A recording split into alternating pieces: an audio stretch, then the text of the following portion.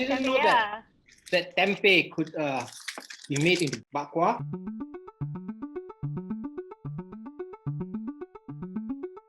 It seems people around the world can't get enough of protein. In Asia, the consumption of meat and seafood is expected to increase 78% by 2050. Our current food system can't sustain that growth. So we need to think outside of the box. We need to come up with better solutions, and alternative proteins are that solution. And therefore, this sector is booming. According to Barclays, the alternative meat sector had 1% of global market share in 2019. But this is expected to rise to 10% by the end of the decade, to an estimated total of $140 billion. Asia is likely to drive much of that growth. In China alone, the plant-based meat market is already a third larger than that in the United States. According to the Good Food Institute, plant-based meat, egg, and dairy companies enjoyed a major share in a record investment year. In 2020, investors looking for sustainable alternatives to protein pushed in $3.1 billion. That's 3 times the amount for 2019 and half the entire investment raised in an entire decade. The Good Food Institute is a non-profit supporting the alternative protein ecosystem. The most successful food techs were founded a decade ago in the US, and they have really nailed down the biomimicking of meat. We see more and more startups pop up here in Asia that are similarly creating high quality products but cater towards the Asian cuisines.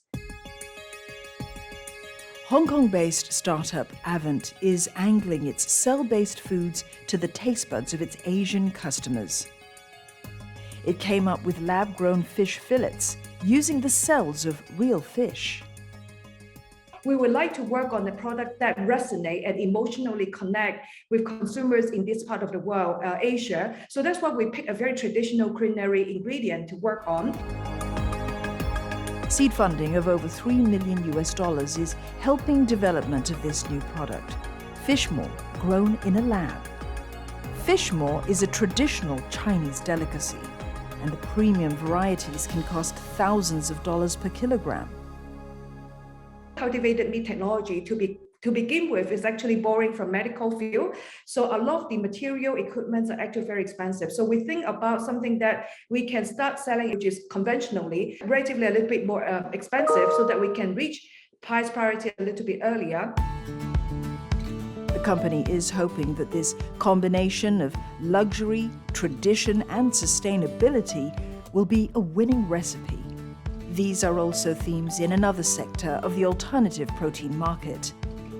Asia has a rich heritage of plant-based dishes, as well as entrepreneurs who are riding on tradition to reach new markets and consumers. When plant-based foods and plant-based meats first started, they were often had a very long list of ingredients. Increasingly, consumers said, we don't like that. We want more simple food.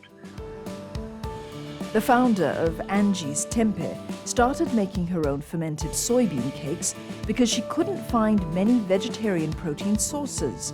To learn more, she went to the home of tempeh in Java, Indonesia. That's when she found out that what is traditional and artisanal doesn't always scale up well. It's not possible to import that kind of technique directly to Singapore because first of all, we have space constraints and maybe like manpower constraints. So that's why we had to come up with new processes entirely out from ourselves.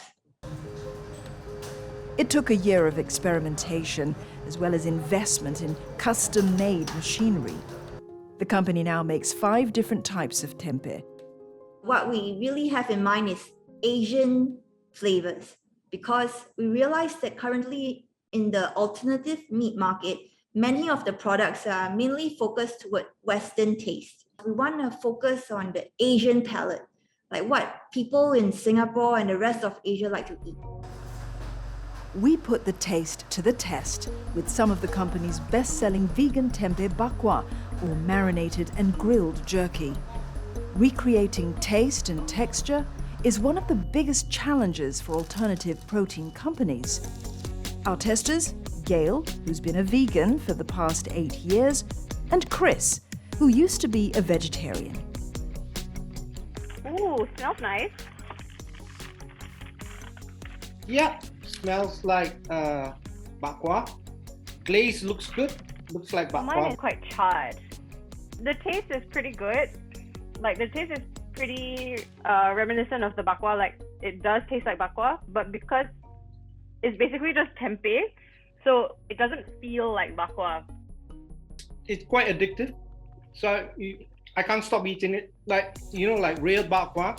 Real bakwa is addictive, you know. But I guess this one, I can eat as much as I like because it's tempeh, and tempeh is supposed to be good for the digestion, right? Exactly, yeah. Don't feel so guilty eating this. So I can finish the whole bag. The startup has received $200,000 in venture funding. The funds will be used for research and development and for scaling up to supply mainstream supermarkets. They're hoping to serve up more new products like tempeh nuggets.